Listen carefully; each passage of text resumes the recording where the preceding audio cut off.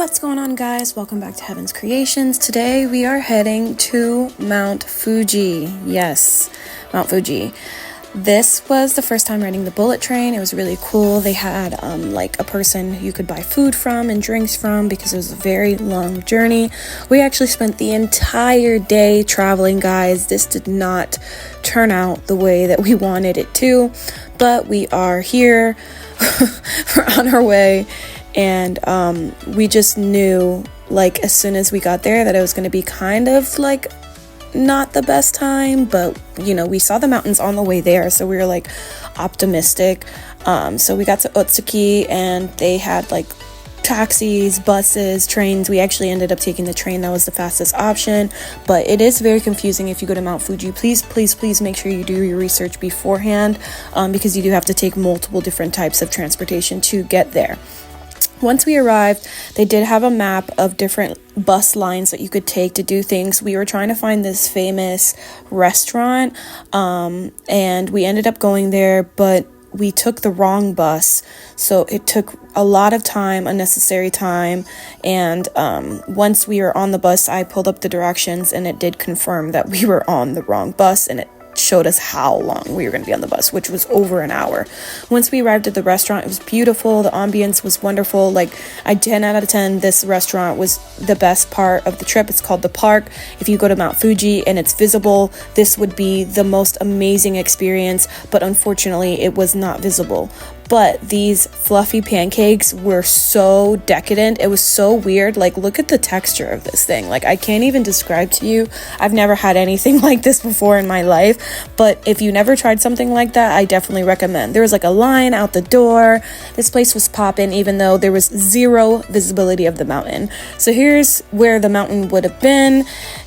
Clearly it's not there, zero visibility, but you know, we still try to make the best of everything. Also, this lake full of bugs, like, it was horrible. Like, you couldn't even breathe in. Like, there was bugs everywhere. This was like the part of the countryside that we finally got to see because we left the city, and this was our first time we're like going to Mount Fuji, and then we're going to Kyoto, which is a whole, oh my gosh, you guys, it was so long. Even with the bullet train, like, it was like 3+ hours, and it was just, look how far, like, what the fuck. We made it. We took the train. It was nighttime. Like I told you, we spent the entire day traveling. We spent the entire day on transportation. So we stopped at the 7-Eleven right before we got to our Airbnb. I got a frappe because I was still sick and I had a sore throat, so that helped me. Got my smoothie for my throat. We're heading to our next hotel.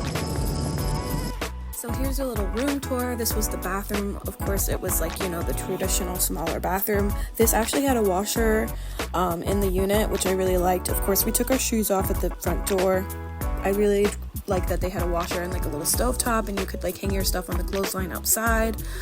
Small TV, but I recommend this Airbnb if anybody like wants to. It's right next to a 7-Eleven, and it's right next to the train station as well. This is the outside of it. It's just really done well. Like, I love this area. Super quiet. I mean, no issues at all. And like I said, it was like right in front of the train station. So we just take like maybe a 5-minute walk and you're at the train station, and the 7-Eleven is right there too. So those are two things that you really need when you're traveling abroad, is somewhere you can get food easily accessible, and then transportation without like coming out of your pocket too much. So we are going to Kyoto. This is our first time being in Kyoto. It was a beautiful city. I loved it. They had a wonderful shrine and temple there. We had a great time. Right now we're heading to get kimonos. So we were just trying to find our kimono place at this point in time. There's lots of different places to like eat. Also, there was lots of street food. This was like the Sakura festival because it's spring. So like, it was really live and poppin'. Once we started seeing people with kimonos, we knew we were heading to the right destination, because this is like a big tourist attraction, is to be able to be a part of the kimono experience. Now, we can wear a mask. With this experience, I highly recommend it. I will be cautious of those who are voluptuous like me. Here's the belts. I think I got this one. It's my favorite color.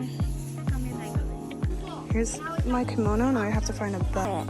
It's like, do I do two matchy or do I like go crazy, like do white, or I could do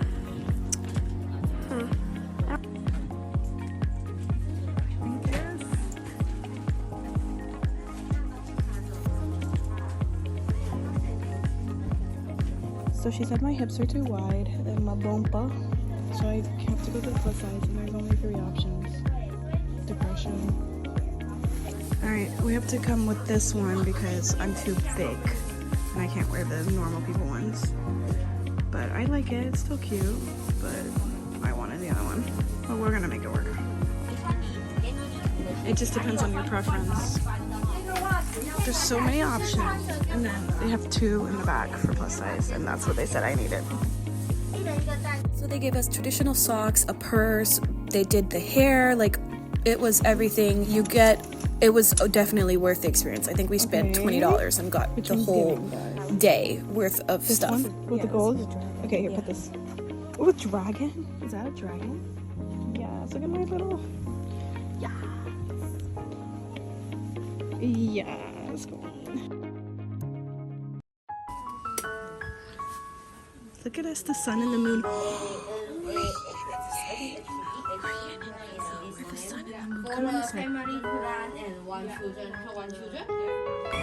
So yeah, my experience was unfortunate with having to be like in the plus size clothing, which was fine, but the fact that there was only 3 options to choose from, that really was the thing that bothered me the most. Other than that, it was a great experience. Like, these people dress you, they do your hair, they give you accessories, you know, and you get it for the whole day. So, and it's only $20 and you can do that on Klook. So I really liked the experience. It was really hard to walk in them, but you know, it's an experience. And we are Siamese, if you please. Here we are entering the shrine. There was so much street food, so much things that you could buy. Like, there was sakura everywhere. Finally, you know, we got to see all the beautiful sakura with the shrines. We did take pictures at the shrines, but what we did do is pay our respects to the shrine, because I didn't see a lot of tourists doing that. Did that, honey. Yes. We went back to our Airbnb and to 7-Eleven to get some snacks and stuff before we headed back to the shrine, because it was only 1 stop away. The train station was only 1 stop away from Kyoto. So we're at 7-Eleven just, you know, browsing, getting some snacks before we head back to the shrine. That is going to be in my next video. I wanted to keep this one nice and short and sweet because of the whole Mount Fuji thing, and answer any questions that you guys had. So I hope you guys enjoyed my video. I hope to see you in my next video. We'll be exploring different parts of Japan still. Like, comment, and subscribe. Thanks for watching.